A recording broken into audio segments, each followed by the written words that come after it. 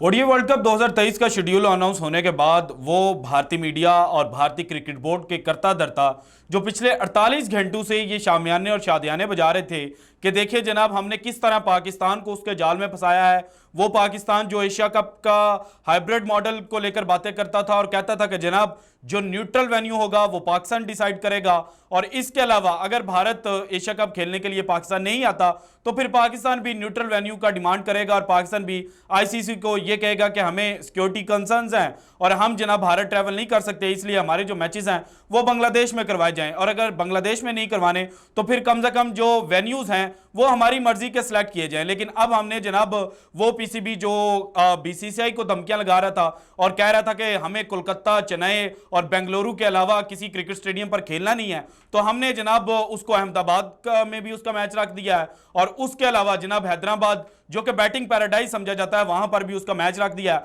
और यूं पाकिस्तान के जो चांसेस हैं सेमीफाइनल या फाइनल तक पहुंचने के वो वर्ल्ड कप शुरू होने से पहले ही खत्म होते हुए नजर आ रहे हैं। लेकिन एग्जैक्ट जनाब 48 घंटों के बाद अब उसी भारतीय मीडिया ने रोना धोना शुरू कर दिया है। भारत मीडिया इस वक्त ये कह रहा है कि जनाब ये किस किस्म का आपने जो प्रपोज्ड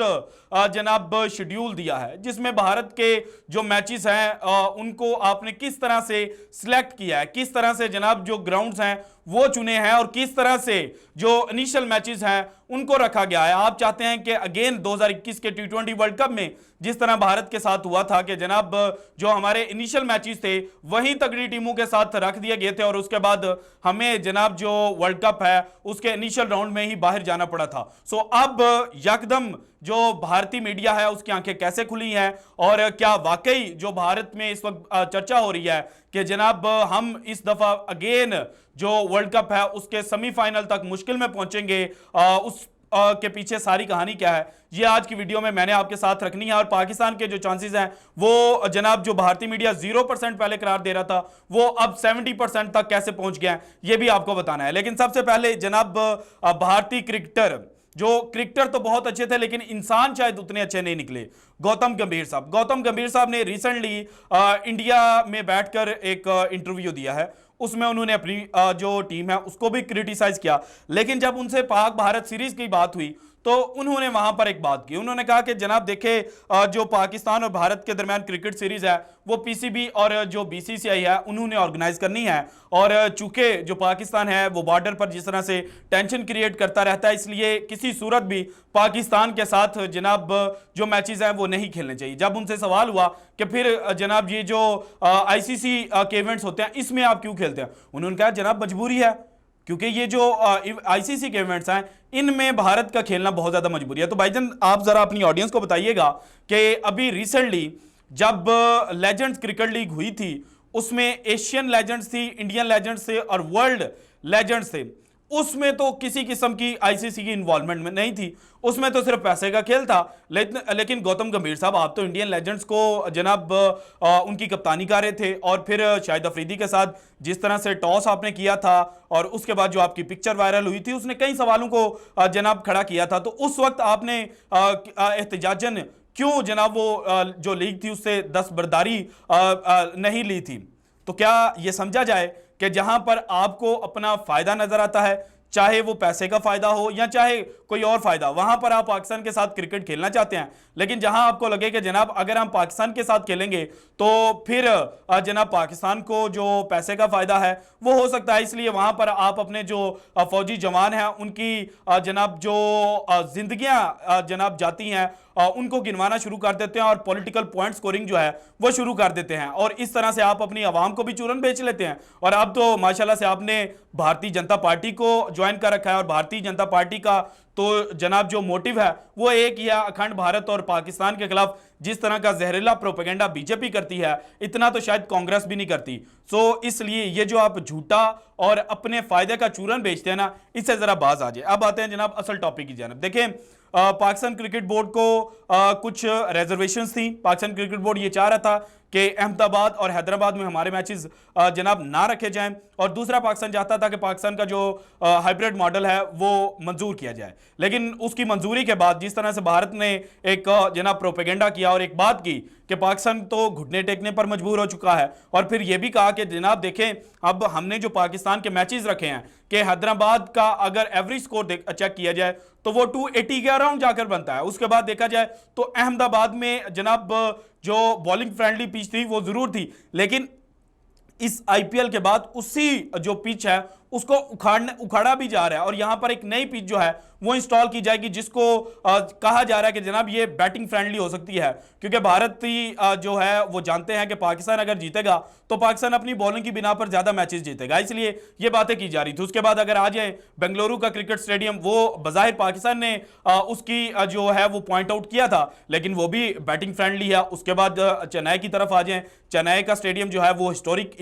जनाब स्टेडियम है, वहां पर सईद अनवर ने 194 रन जो थे वो स्कोर कर रखे हैं। और उसके अलावा अगर कोलकाता पे आ जाएं तो कोलकाता का जो वेन्यू है वो सम हो जनाब जो दोनों टीमें हैं उनके लिए होती हैं और उनके लिए इक्वल अपॉर्चुनिटी वहां पर मौजूद होती है। ये नहीं है कि जनाब जो बैटिंग फर्स्ट करेंगे वही जीतेंगे। और भारतीय ग्राउंड्स के साथ एक चीज जो है वो मुंसलिक है कि बैटिंग फर्स्ट करने वाले जो जनाब टीम्स होती हैं वो ज्यादा मैचेस जीतती हैं। सो इस सारी चीज को सामने रखकर बात की जा रही थी कि पाकिस्तान के जो चांसेस है वो इंतहाई कम हो गया, लेकिन अब जनाब भारतीय क्रिकेट बोर्ड को समझ आई है कि जनाब असल में ये पाकिस्तान के साथ हाथ नहीं हुआ बल्कि हमारे साथ हुआ है। वो किस तरह से देखें जनाब, इंडिया का 8 अक्टूबर को पहला मैच खेलना है इंडिया ने ऑस्ट्रेलिया के साथ। उसके बाद 11 अक्टूबर को उन्होंने अफगानिस्तान के साथ मैच खेलना है दिल्ली में। उसके बाद 15 अक्टूबर को उन्होंने खेलना है अहमदाबाद गुजरात में। अब पहले जो इनिशियल 3 मैचेस हैं इनमें से 2 मैचेस जो हैं वो भारत के लिए जीतना लाजमी है, यानी पाकिस्तान के खिलाफ भी जीतना लाजमी है और ऑस्ट्रेलिया के खिलाफ भी जीतना लाजमी है। अगर इन 3 मैचेस में से भारत 2 मैचेस लूज कर जाता है तो फिर भारतीय क्रिकेट टीम जो है उसका मोरल डाउन हो जाएगा, और मोरल डाउन जब होगा अपने होम स्टेडियम के सामने तो फिर आप बेहतर जानते हैं कि होता क्या है कि जनाब जो भारतीय शायकीन है वो घरों पर हमले भी करते हैं, वो जनाब जो पिचेस हैं वो भी उखाड़ देते हैं, वो जो जनाब बसेस हैं उन पर भी हमलावर होने की कोशिश करते हैं और प्लेयर्स को डिसरिस्पेक्ट करते हैं, जिसकी बिना पर जनाब जो चांसेस हैं वो ऊपर जाने की बजाय नीचे जाना शुरू हो जाते हैं। और यही इस वक्त एक जो रीजन है वो भारतीय मीडिया करार दे रहा है कि जनाब ये जो प्रपोज्ड शेड्यूल है, ये जो ड्राफ्टेड शेड्यूल सामने आया है, इसमें दरअसल पाकिस्तान जीतता हुआ नजर आ रहा है, क्योंकि पाकिस्तान के जो पहले 2 मैचेस हैं वो है जनाब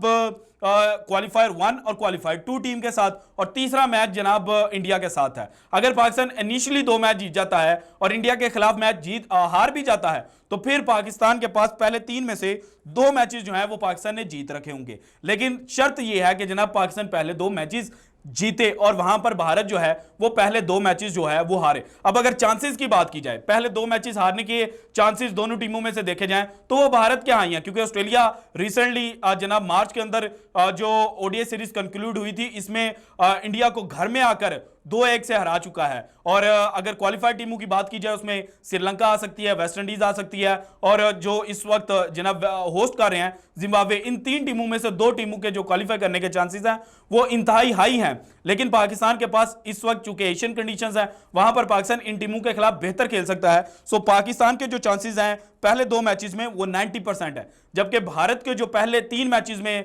चांसेस हैं वो जनाब 70% के नजदीक हैं कि भारत लूज कर सकता है। और अगर तीसरे मैच जो पाकिस्तान का है उसको इंक्लूड किया जाए तो फिर पाकिस्तान के चांसेस आ जाते हैं 80%, क्योंकि लास्ट टाइम भी देखा जाए जब से पाकिस्तान ने 2021 में भारत को 152 फॉर 0 से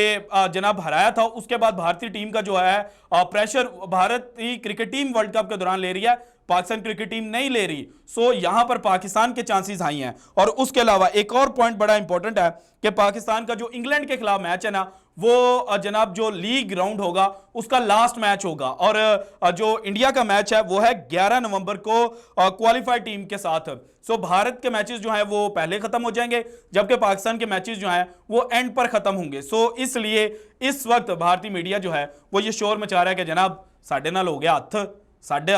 जनाब जो काया है वो पलट सकती है और हमारी जो नैया है वो हमारे ही जनाब जो क्रिकेट बोर्ड है उसने डबो कर रख दिया है। लेकिन ये तो आने वाला वक्त ही बताएगा, और ये 15 अक्टूबर को ही पता चलेगा कि जीतेगा कौन। हम भारत की तरह पहले ही कोई बड़े बड़े दावे जो हैं वो नहीं करेंगे, क्योंकि ऑन अ गिवन डे कोई भी टीम जो है वो जीत सकती है। So this is it from today's episode. अगर आपको वीडियो पसंद आई तो लाइक कीजिएगा, ज़्यादा से ज़्यादा शेयर कीजिएगा, अपनी कीमती राय का इज़हार लाजमी कीजिएगा, और अगर आपने अभी तक चैनल को सब्सक्राइब नहीं किया तो कर दें। शुक्रिया, अल्लाह हाफिज़।